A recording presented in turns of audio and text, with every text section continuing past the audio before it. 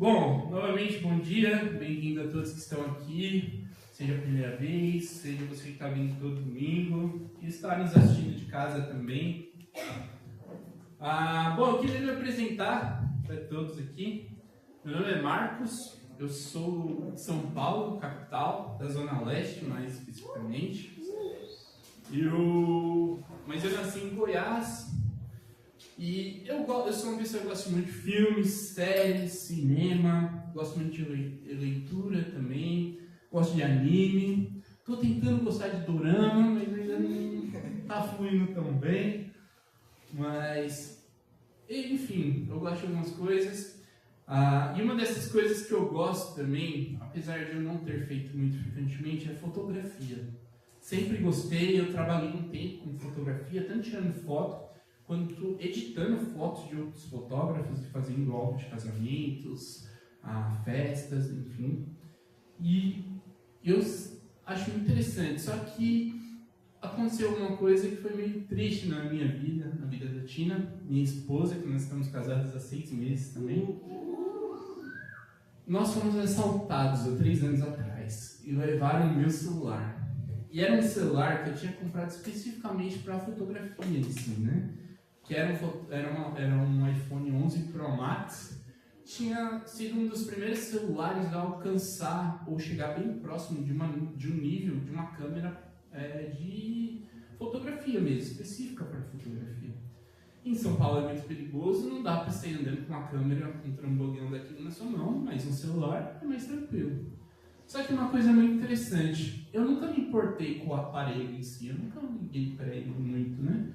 Sempre foi mais no sentido do uso dele, né? Então, quando me roubaram, eu não fiquei triste por ter perdido o aparelho. Fiquei feliz de eu e a Tina estarmos bem, né? De ter nada acontecido com a gente. Mas uma coisa que eu fui percebendo depois com o tempo, aquele bandido, ladrão, ele não tinha roubado o meu aparelho celular, mas ele roubou a minha vontade de fotografar. Eu tinha perdido ali. Eu saí daquele dia completamente desanimado com fotografia, tudo, e fui desanimando cada vez mais, né? Mas esse não é o ponto. O ponto é que a fotografia em si é algo que eu gosto, é algo que me interessa. Fotografia também do universo é algo que me interessa porque eu gosto muito de falar e estudar sobre o universo. Estrelas, planetas, buracos negros, constelações. Isso é algo que me atrai muito, né? E a fotografia e o universo têm duas coisas muito semelhantes, que é a utilização da luz para isso, né? E a fotografia em si tem algo muito interessante. Então, o nosso tema vai ser sobre luz. Vai ser luz, câmera, salvação. E a primeira coisa que eu queria falar é fotografia vem do grego. Ela é a formação de 2 palavras. A primeira é phos, como você está vendo em grego, como ela poderia ser escrita e como que ela é falada. E phos tem o sentido de claridade, brilho e principalmente luz. E a segunda palavra que forma ela é grafo, que ela pode ter 3 significados: escrever, registrar e desenhar. Então, quando você vê alguma palavra que tenha grafia no final, provavelmente ela quer dizer escrever, registrar ou desenhar. Então, a fotografia basicamente é desenhar com a luz ou escrever com a luz, né? E isso já ensina algo bem simples pra gente, que sem luz não existe uma revelação. E luz é um dos fenômenos mais fascinantes do universo também, porque a luz no vácuo, ela pode viajar, eu só vou falar o número de baixo, porque o de cima eu nem vou ficar me arriscando, mas a 300 mil quilômetros por segundo. E o de cima é milhões, enfim. Mas é algo que que nada pode ultrapassar essa velocidade. Tem alguns estudos que mostram que ela pode aumentar a velocidade e chegar a um outro ponto, mas, enfim, não é o ponto. Ele é o limite absoluto da realidade, a luz. Isso significa que a luz é uma régua para medir basicamente o tempo e o espaço. É através dela que eles são medidos. E algo que é muito profundo, a luz transporta informação. Ela tem cheio de dados, muitas vezes, que vêm para a gente através do universo. Como que isso se aplica, né? De uma forma bem simples. A gente vê a história do universo através da luz que chega na gente, né? Como ela é escrita em partículas de luz, que são chamadas de fótons. Como isso se aplica? Por exemplo, o Sol. Nós não vemos o Sol agora. Nós vemos o Sol como ele era há 8 minutos atrás. Ou seja, a luz dele demora 8 minutos para chegar até a Terra. Se o Sol se apagasse agora, a gente só descobriria daqui a 8 minutos. Quando olhamos para estrelas no céu, muitas delas estão a centenas e milhares de quilômetros daqui. Nós estamos vendo anos e anos atrás. Provavelmente aquelas estrelas talvez nem existam mais, mas elas ainda, a luz dela contém informação e está chegando para nós. Nós normalmente não nos aproveitamos de olhar diretamente para o foco da luz, mas para aquilo que é refletido através da luz. Ninguém aqui fica olhando para o sol o dia todo, mas a gente se aproveita da luz que ilumina o nosso dia a dia. Por exemplo, todo mundo pensa, o céu é azul, mas essa não é a cor do céu. Essa é a cor da luz batendo na nossa atmosfera e refletindo para a gente. É chamado de espelhamento de Halley. Sem a atmosfera, o céu seria completamente negro, com um ponto brilhante no meio. Então, a luz ela não cria a realidade, mas ela revela a realidade. Nossos olhos não produzem imagens, assim como a câmera não produz a imagem. Ela só recebe luz e se adapta a processá-la. Quando a luz não é suficiente, não aparece uma imagem. No máximo que pode aparecer é um ruído de alguma outra coisa. E quando olhamos para a Bíblia, vemos algo impressionante. Para mim, impressionante, né? Deus se descreve como luz. Jesus se descreve como luz. Ele mesmo diz, eu sou a luz do mundo. Isso significa que a luz se revela, assim como a luz se revela no mundo físico, ela se revela para verdades espirituais também.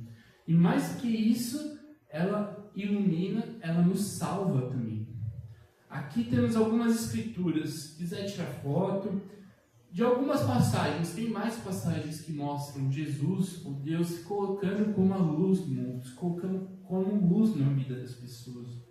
E hoje eu vou querer compartilhar com vocês um pouco dessa conexão. Eu quero mostrar através da fotografia e da luz como que a gente pode ter uma visão fotográfica sobre a vida espiritual. Eu vou usar alguns conceitos de fotografia aqui para exemplificar. Para quem não sabe, tem quase que uma trindade na fotografia, que é o ISO, a abertura e a velocidade do disparo. Mas fica tranquilo, isso não é uma palestra técnica, eu não vou ensinar você a tirar foto, eu não vou te ensinar a fazer o seu primeiro 1 milhão com fotografia também.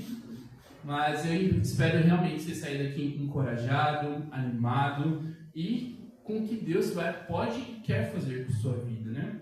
Então, se puder, faça anotações, porque a gente vai passar por algumas passagens nessa manhã. Mas eu queria começar com vocês, começar com uma oração. Senhor meu Deus, Pai amado, muito obrigado, Pai, por todos que chegaram aqui bem, muito obrigado por todos que estão aqui, que o Senhor possa abrir nossos corações, nossa mente, para poder aprender mais sobre o Senhor, Pai, para que saiamos daqui renovados com a sua graça, com a sua glória e o seu amor, Pai. Que eu saia nesse momento, o Espírito Santo tome conta, Pai, que tudo que seja falado seja dito por Ele e não pelo Marcos, Senhor. É em nome de Cristo que eu oro e agradeço. Amém. Nós vamos começar em Mateus. Vamos lá para Mateus 5, do 14 ao 16. Amém? Vamos lá. Ele diz assim: vocês são a luz do mundo. Não se pode esconder uma cidade construída sobre um monte. E também ninguém acende uma candeia e a coloca debaixo de uma vasilha. Pelo contrário, coloca no lugar apropriado. E assim ilumina a todos que estão na casa. Assim, brilhe a luz de vocês diante dos homens, para que vejam suas boas obras e glorifiquem ao Pai de vocês que está no céu. Aqui Jesus está falando no Sermão do Monte, que é um dos mais conhecidos de todo o Evangelho, uma das passagens mais conhecidas, e aqui ele está expondo que a luz ela não tem o sentido ficar ficar escondida, ficar em lugares reservados ou em lugares onde ela não vai ser útil, porque a luz tem um significado muito importante, que é iluminar. Ainda mais naquele tempo que não existia eletricidade, a luz tinha princípios fundamentais para a vida das pessoas, né? Porque sem a luz, praticamente a vida noturna das pessoas não existiria. Elas precisariam 100% da luz do sol para a vida continuar. Mas a luz tinha esse poder no dia a dia das pessoas. E Cristo diz aqui no começo: vocês são a luz do dia. Para quem que Jesus estava dizendo isso? Para os discípulos, muito bem, exatamente. E quando Jesus diz, vocês são a luz do mundo, precisamos sentir o peso do que está sendo dito aqui por Jesus. Ele olha para pessoas comuns, assim como eu, como vocês, cheias de limitações, cheias de dúvidas, inseguranças, medos, e declara algo extremamente radical nas nossas vidas. Vocês são a luz do mundo. Ele não diz, tentem ser a luz do mundo. Vocês serão a luz do mundo. Um dia vocês vão ser. Não, ele diz, vocês são. É o agora, é o momento. Porque isso muda tudo. Se a luz é aquilo que revela a realidade, então Jesus está dizendo para nós, a sua vida influencia a forma como o mundo enxerga a realidade. Com isso eu quero gerar uma pergunta bem sincera no coração de cada um aqui. Cada discípulo. Se eu sou luz, o que está sendo revelado através de mim hoje? E para entender isso, como eu disse, tem os 3 pilares da fotografia que eu quero usar para nos ajudar a entender um pouco dessa realidade de Deus, dessa luz de Deus. E nesse momento eu queria fazer uma divisão poética entre vocês. Todos aqueles que são discípulos, que já são batizados, já estão no reino, buscando a Deus, eu vou chamar vocês de luzes, de luz, como cristiano. E aqueles que estão estudando a Bíblia, que estão no caminho, que estão decidindo buscar a Deus, eu vou chamar vocês de câmera. Mas só um adendo a todas as câmeras que estão aqui. Vocês foram chamados para ser luz, não para registrar a luz. E eu vou começar, eu queria mostrar uma imagem de uma câmera. Essa é uma câmera padrão, uma câmera muito boa, o top das câmeras no momento. E ela é composta basicamente por um corpo e uma lente. A lente é essa que está na frente, o corpo da câmera é onde mantém o sensor, onde é registrado a luz, né? As câmeras foram evoluindo, já são mais de 200 anos de evolução, né? De atualizações e tecnologias. E o primeiro pilar que eu queria conversar com vocês é sobre o ISO. O ISO ele está basicamente nesse sensor. Esse quadrado no meio vermelhinho é onde é o sensor da câmera, onde a luz precisa bater para que ela seja registrada e se transforme em uma foto, por exemplo, ou num vídeo. O ISO trabalha diretamente naquele sensor. O ISO é um impulso magnético que faz o sensor ter uma sensibilidade maior. Por exemplo, você cansado, com sono, chega no seu final do dia, você precisa tomar um energético para ficar acordado. É basicamente isso que o ISO faz. Ele é esse impulso que te dá mais. Só que o ISO tem um problema. Quanto mais você precisa dele, quanto mais escuro é o ambiente, maior ele vai ser. E quanto maior ele for, mais ele revela imperfeições na foto, que são chamadas de ruído ou granulação. Eu espero que dê para ver um pouco, mas quanto menor o ISO, mais nitidez tem. Quanto maior ele, menos nitidez vai ter. Quanto mais pode até parecer que estão todas iguais, mas quando você se aproxima, quando chega perto, você começa a ver as imperfeições, né? Isso, espiritualmente, eu quero fazer a gente refletir, né? O quão sensível nós somos à luz de Deus no nosso dia a dia. Muitos de nós só percebemos Deus quando está claro, quando a vida faz sentido, quando as respostas vêm muito rápido, mas quando vem a noite, vem a dúvida, a dor, o silêncio, as perguntas, os questionamentos, onde está Deus na minha vida? Parece que Deus cada vez mais torna difícil de enxergar. E a vida cristã nos chama para algo diferente. Eu queria ir com vocês lá em 2 Coríntios, do 4 ao 6.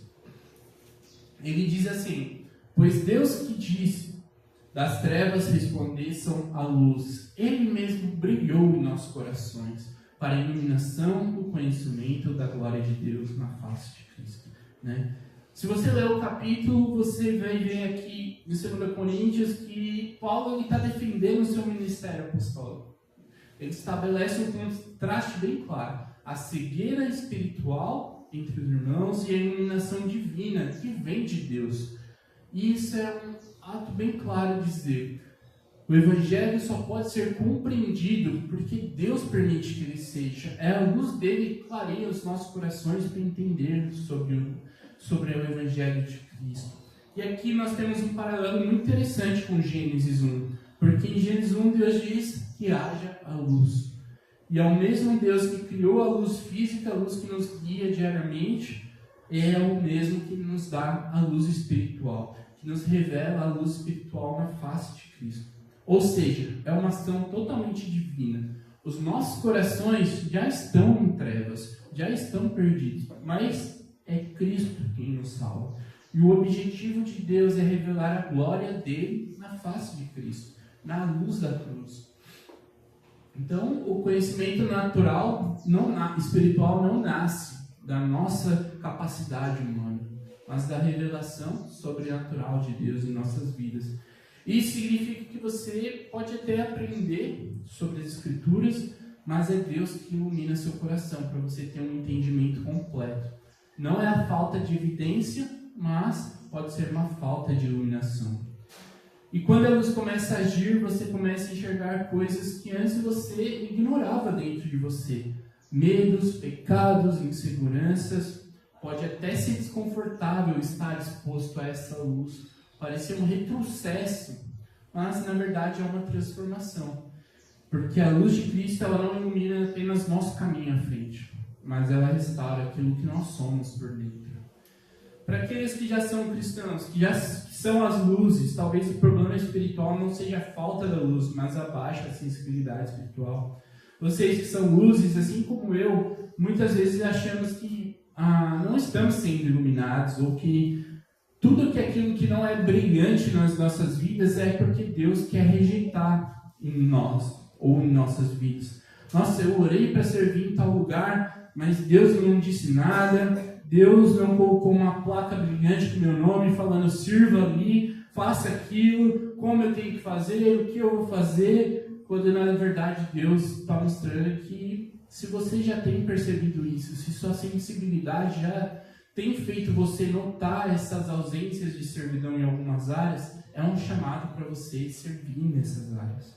Deus está te direcionando, Ele está te permitindo que você ajuste a sua própria sensibilidade de acordo com as necessidades que estão à sua volta.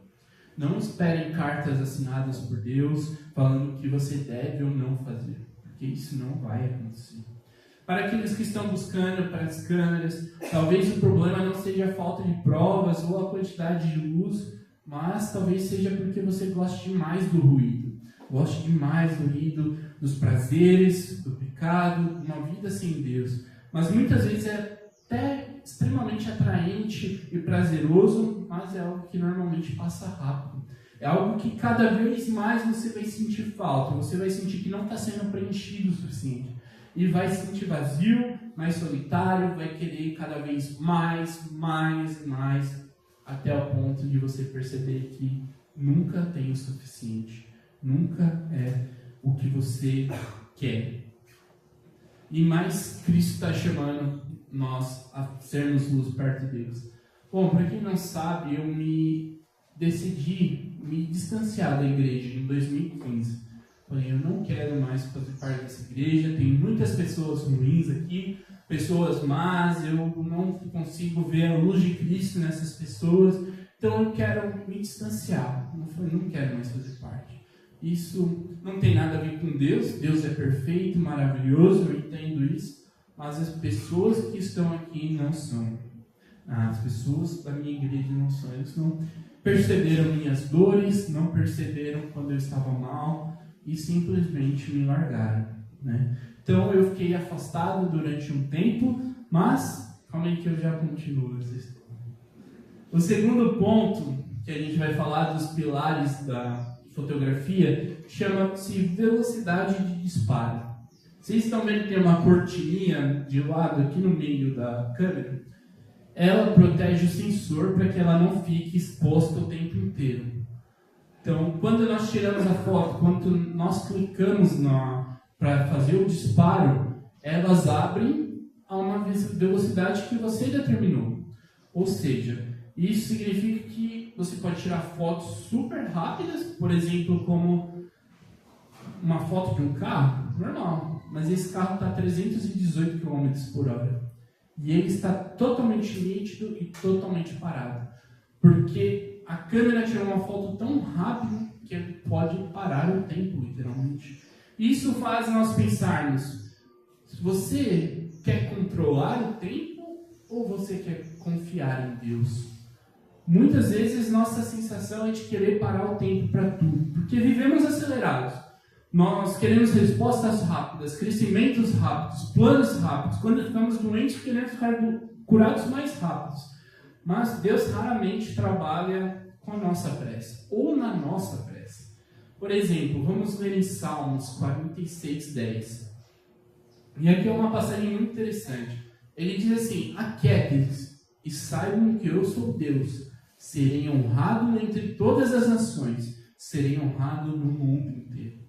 Aqui é um Salmos onde você vai ver um caos. Guerras, instabilidades, ameaças. Ele vai estar falando desses pontos, né? Mas Deus se apresenta como um refúgio soberano na vida das pessoas. E o que eu quero que vocês foquem nessa primeira palavra, aquietem-se. Porque ela carrega um significado muito interessante, muito profundo. A palavra aquietem-se, no hebraico, ela significa raf. Não é rafinha, não é raf, é raf. Aquietem-se. Ela tem algumas traduções como parar, soltar ou renunciar ao controle. E não é apenas uma calma emocional, onde você está passando por alguma coisa, você para, respira e está tudo bem. Mas é uma rendição diante da soberania de Deus. É uma aquece de senta lá, Cláudio. Basicamente isso. Fique no seu canto. O problema não é o ritmo, mas sim o controle das coisas que estão acontecendo. A ansiedade não nasce da ilusão de dependermos de nós mesmos. Ela continua sendo uma ilusão. Desacelerar não é ir devagar, mas é deixar de controlar tudo o que é que Deus tem para controlar na sua vida, que só Ele pode controlar e governar na sua vida. Muitas vezes queremos tomar o lugar de Deus.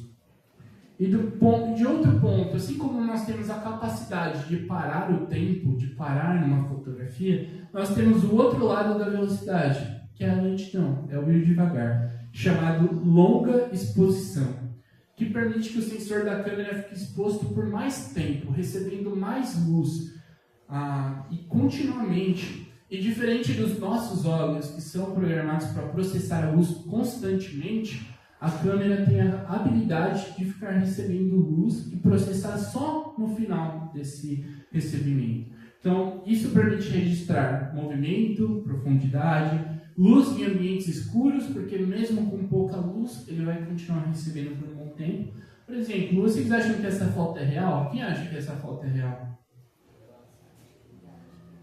Poucas pessoas, né? Os outros, então, acham que é falso.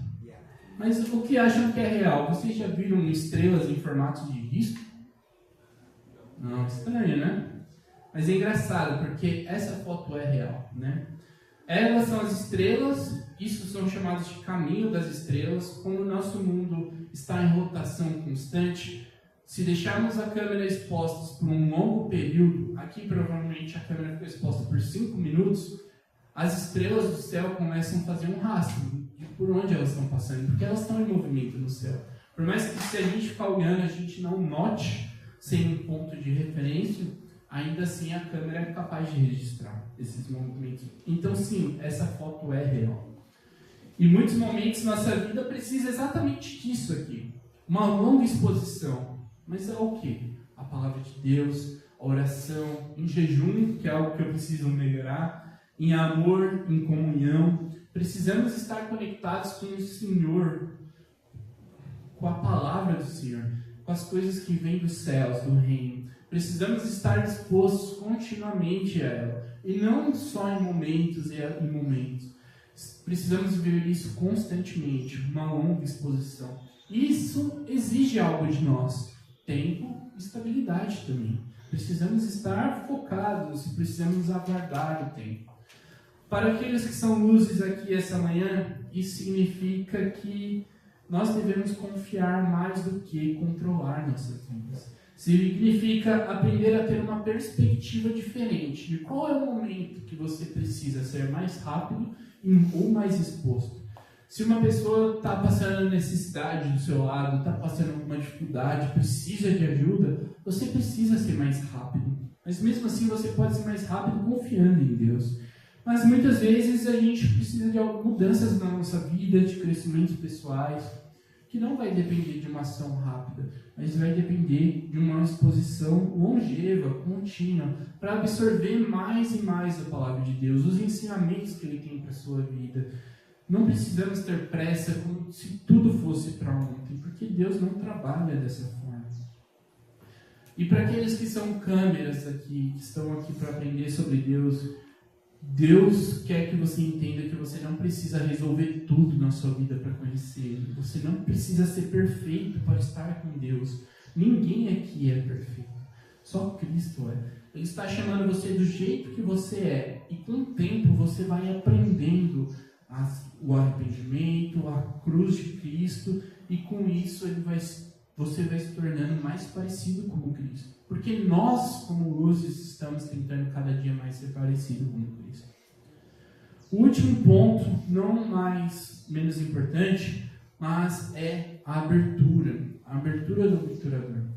O obturador tem tanto dentro da câmera como na lente também.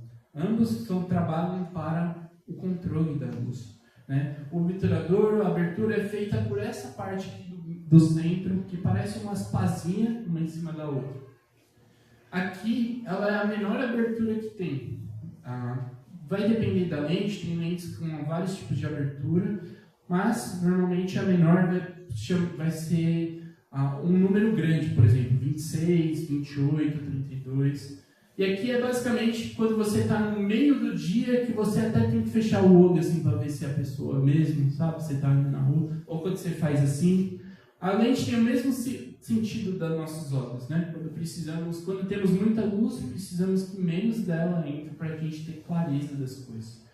E no outro ponto, são a abertura grande, que são normalmente marcadas por números pequenos, por exemplo, 1,8, 1,4, 1,2, que são quando nós queremos controlar a quantidade de luz, porque não tem uma luz tão abundante assim na nossa frente, na nossa direção.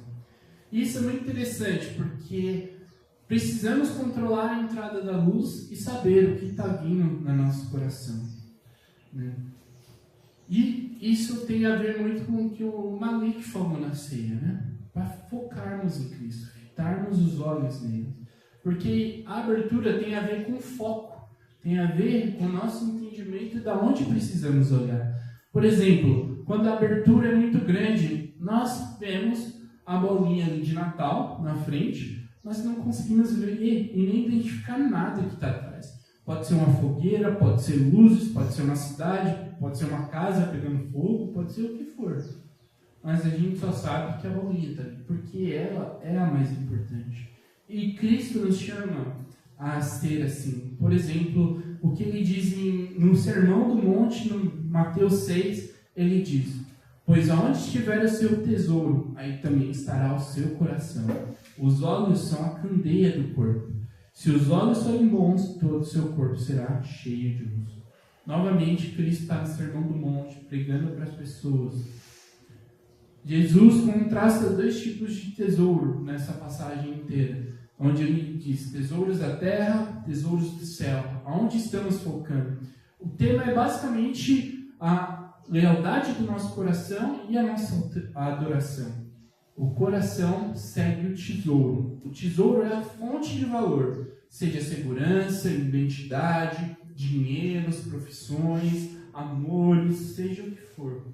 Mas não existe neutralidade. Por mais que você possa achar, não, eu não sigo nada. Todos os corações adoram algo.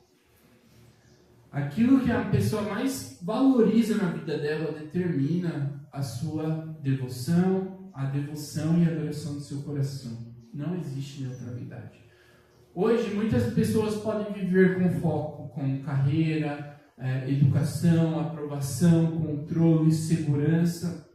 Não são coisas erradas para você buscar. Mas quando se torna o centro do seu coração, quando se torna uma coisa mais importante, essas coisas passam a governar o seu coração. Novamente, não é a falta de luz, mas é o foco mal ajustado. Não vemos apenas com os olhos, vemos também com o nosso coração. Não é um problema técnico nosso, mas é um problema de idolatria.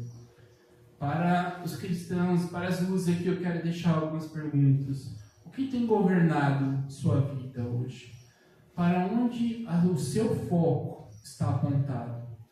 Qual é a luz que tem entrado no seu coração nos últimos tempos? Precisamos fazer uma análise real. De onde a luz que está entrando no nosso coração está vindo? Você tem focado em coisas do alto, do reino, por exemplo, seus tempos com Deus, seu discipulado, suas amizades profundas, como você tem crescido em servidão, em amor. Essa é a luz que você tem refletido ou não? Qual a luz que você reflete hoje? Para quem está buscando, a pergunta é: o que te define hoje? Qual é a sua identidade? A palavra de Cristo está viajando até nós por mais de 2 milênios para preencher nossos corações, para te mostrar a verdade no dia de hoje, para mostrar através da vida de pessoas que estão aqui se curvando a Deus constantemente, que a luz dele é viva, uma luz que te convida a fazer parte disso. Queremos que você entenda e mude o seu foco. A palavra que o Malik leu na ceia, falando com os olhos fitos em Jesus, que significa realmente mudar a atenção, tirar a atenção de tudo e focar só em um. Não são prazeres momentâneos, não são coisas passageiras, mas Cristo está te chamando a focar numa verdade eterna. Para onde sua câmera está apontada hoje? Cristo tem te convidado a seguir Ele, para te trazer mais nitidez para a sua vida.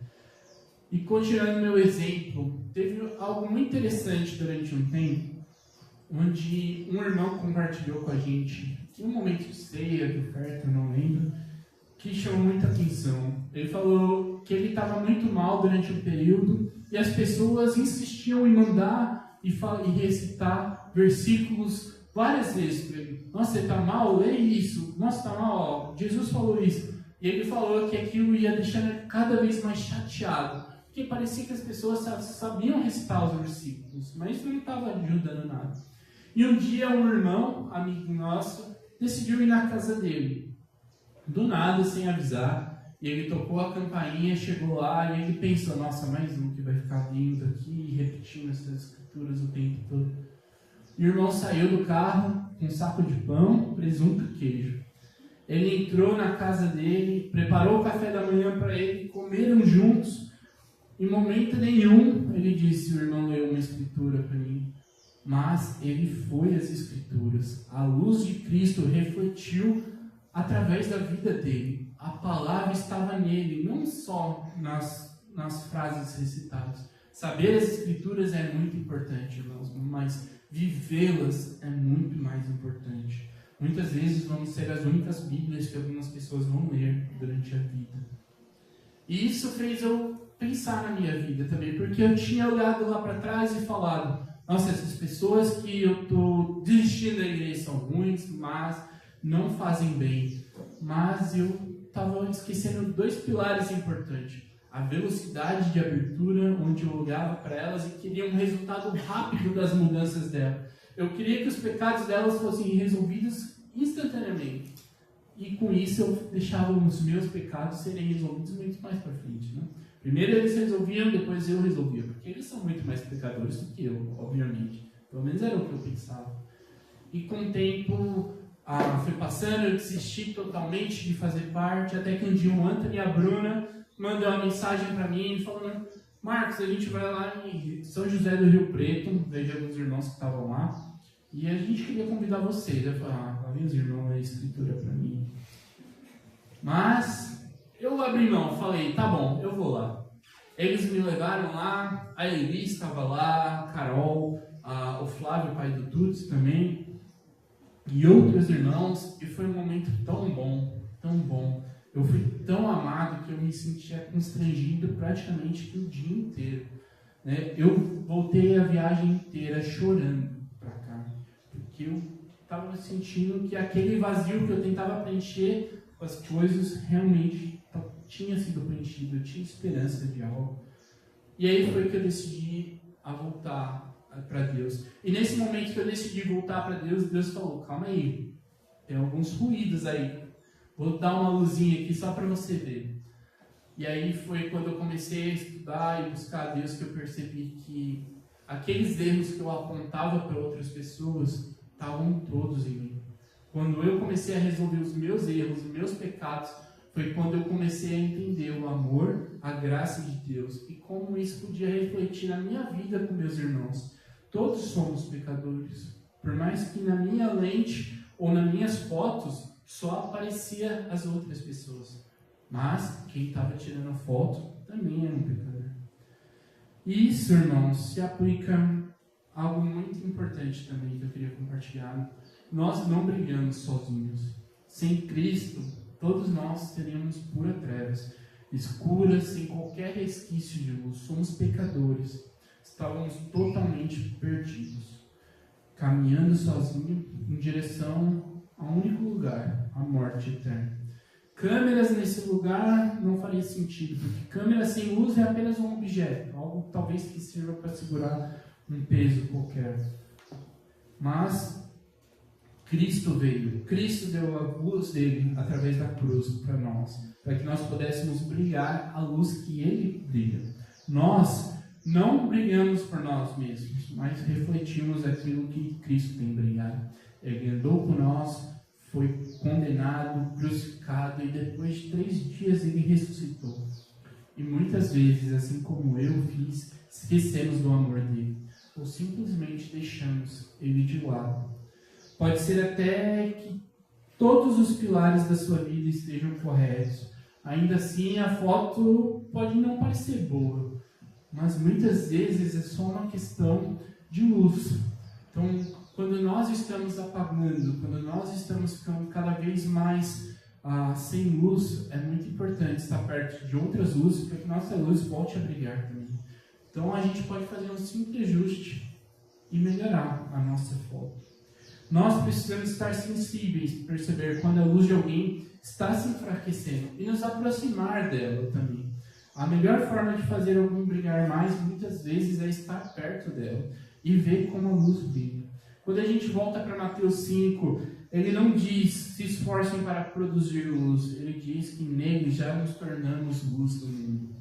Isso significa que a transformação não começou em nós. Começa em Deus, se revela em Cristo e passa a ser visível também através de nossas vidas. Não porque somos bons ou porque somos luzes ótimas, mas porque Cristo brilha em nós.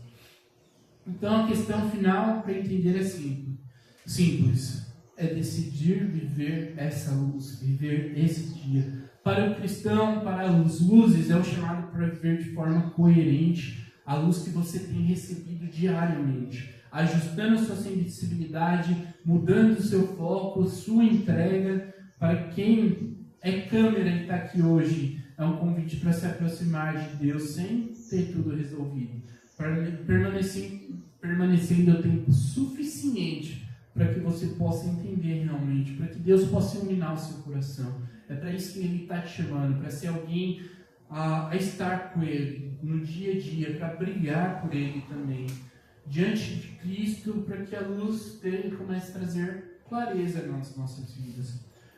Não se trata de brilhar mais, irmãos, mas de permitir que a luz de Cristo transforme completamente a forma que você vê, vive e existe. Para terminar, eu queria passar um desafio para vocês. Um desafio bem simples, se vocês quiserem tirar foto também, mas eu queria realmente que vocês cumprissem. O desafio é o seguinte: imagina que daqui a 100 anos Deus vai estar folheando o álbum de fotos dele e numa dessas páginas ele viu o seu rosto. Como você quer ser lembrado por ele? Como você gostaria de ser lembrado? Por exemplo, vou falar como eu diria, né? Mas se Deus visse minha foto, eu gostaria que ele pensasse: nossa, aqui estou vendo Marcos, um irmão que foi muito bom para essas pessoas, um marido incrível, um pai incrível. Ele pôde falar e pregar da minha palavra para muitas pessoas. Ele era um irmão muito amado que eu quis que trabalhasse da melhor forma possível e ele aceitou isso. Então eu sinto saudade dele. E eu queria te desafiar a você contemplar esse momento com o irmão. Com quem você quiser escolher. Não precisa ser eu, não precisa ser uma pessoa aleatória, pode ser uma pessoa que você gosta, um amigo. Compartilha a sua visão com ele. Eu gostaria de passar esse desafio para você. Eu queria terminar com uma oração. Senhor meu Deus, quero muito agradecer, Pai, por você ser a luz do mundo, Deus. Por você iluminar nossos caminhos, nossos dias, e por você nos permitir brilhar ao seu lado. Por nos permitir e nos capacitar a ser essa luz também para o mundo. Que possamos ser cada vez mais transformados pela sua luz, para que possamos transformar a vida de outras pessoas. Para que todos que são câmeras, Pai, para todos que estão buscando a Ti, possam fitar os olhos no Senhor, fixar o foco deles na sua vida, e que eles possam ser transformados por o Senhor, que a vida deles sejam completamente ressignificados, Pai, sobre uma nova luz. Muito obrigado por esse momento, por esse culto, que estejamos todos juntos e unidos para a sua honra e glória, Pai. É em nome de Cristo que eu oro e agradeço. Amém.